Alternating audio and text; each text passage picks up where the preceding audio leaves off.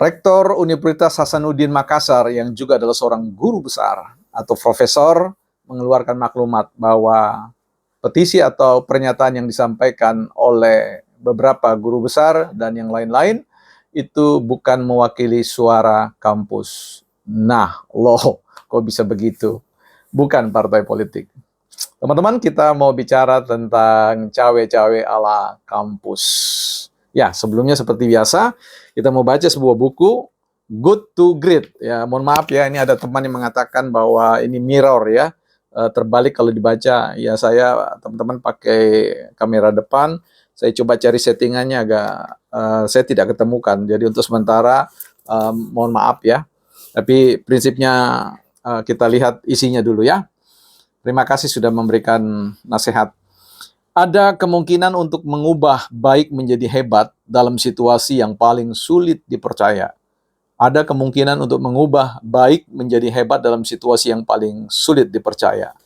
Pemilihan Gibran ya sebagai calon wakil presiden ini adalah sebuah situasi yang sulit dipercaya oleh sebagian besar oleh orang, baik yang memandang bahwa itu adalah sebuah pelanggaran etik, dan yang lain menganggap bahwa itu sesuatu yang akan mendatangkan kebaikan bagi bangsa dan negara, yang juga dikatakan tidak melanggar etik dan tidak melanggar hukum.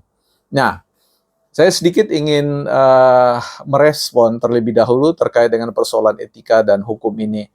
Ada yang men-challenge untuk saya membahas mengapa menghindari membahas tentang hukum, etik, dan moral.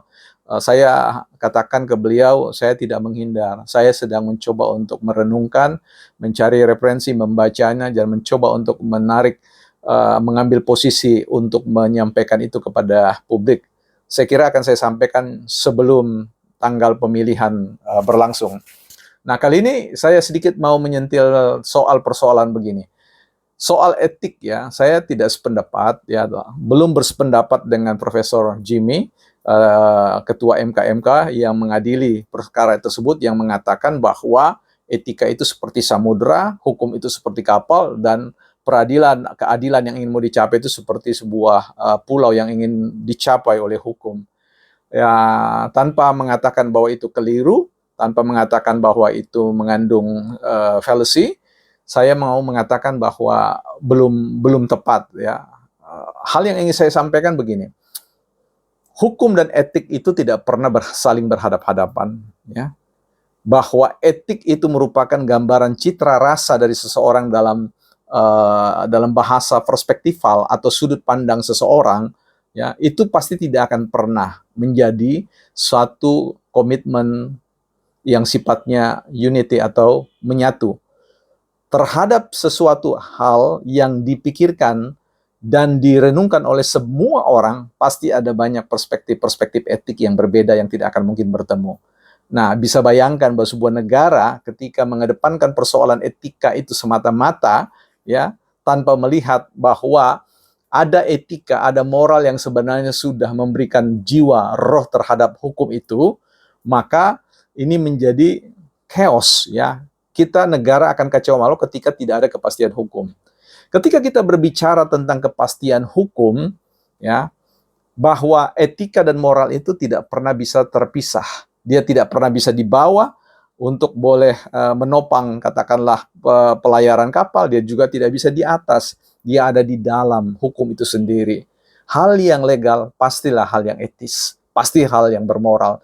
Karena esensi dari pemikiran tentang hukum itu adalah sesuatu yang baik ya untuk menciptakan ketertiban. Nah, untuk bahasan lanjut nanti saya akan bahas di konten yang berikutnya khusus tentang persoalan etika hukum ya.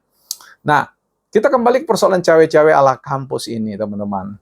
Ada yang kemudian menggugat ya keberatan dengan maklumat yang dikeluarkan oleh Rektor Unhas yang mengatakan bahwa apa yang disampaikan oleh guru besar itu bukan suara dari kampus. Itu mau mengatakan sangat mungkin bahwa suara dari UGM dan UI itu adalah suara personalitas ya kelompok tertentu.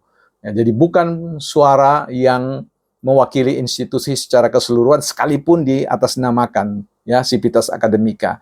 Nah, Ini yang menjadi menarik ketika wartawan tanya kepada salah seorang guru besar di UI, kan dijawab bahwa tanyakan saja sama rektor. Ini kan persoalan yang artinya tidak ada kepastian di situ ya, kepastian sikap ya, pasti ada perbedaan yang mendasar. Tapi oke lah, itu urusan internal UI. Kita mau bicara tentang kritik atau keberatan itu.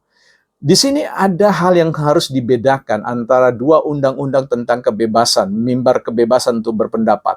Yang pertama adalah sesuatu yang disebut dengan mimbar kebebasan di luar institusi pendidikan yang diatur secara tersendiri di dalam Undang-Undang Pasal 39 ayat 1999, pasal yang ke-44 yang mengatur tentang kebebasan baik perseorang maupun berkelompok untuk menyampaikan pendapatnya. Tapi itu menurut saya berbeda kalau kita tafsir dalam satu kepentingan yang di luar institusi hukum, institusi pendidikan maksud saya. Karena pendidikan juga punya undang-undangnya tersendiri. Di dalam Undang-Undang Nomor 12 tahun 2012, khususnya pada pasal ke-8 ayat 1 sampai ke-3 itu, di sana jelas terbaca bahwa yang disebut dengan kebebasan akademik dan kebebasan mimbar itu bukan menyangkut tentang kebebasan yang di luar sifatnya akademik, ya, sifatnya bidang keilmuan, bahwa kebebasan mimbar itu diberikan kepada setiap orang untuk menyampaikan ya tesis-tesisnya, hipotesis-hipotesis sehubungan dengan bidang kepakarannya. Jadi itu dilindungi ya, difasilitasi oleh institusi.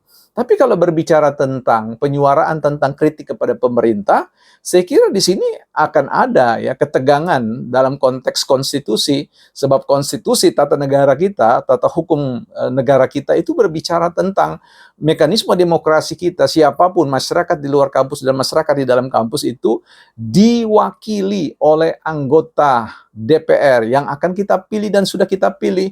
Jadi jangan rampas hak-hak mereka ya, jangan dahului hak-hak mereka kecuali ada agenda-agenda tertentu, ada udang di balik batu atau ada emas di balik batu. Ini persoalan yang sangat serius bagi kita untuk mengawal demokrasi ini sesuai dengan tatanan-tatanan hukum yang sudah kita bangun bersama dan perlu kita tegakkan ya, kita perkuat bersama. Jadi menurut saya di sini bahwa harapannya para guru besar agak sedikit merem diri lah ya, agak sedikit kalau ingin mau bersuara, menyuarakan keprihatinan atau apa, silakan suara. Ada mekanisme-mekanisme yang sangat beradab, yang santun, yang etik, yang tidak bisa memicu, yang tidak memicu kekeosan. Ini bisa bayangkan, jikalau kemudian ini disambut dengan cara yang salah, ya, bagaimana nasib bangsa Indonesia ini.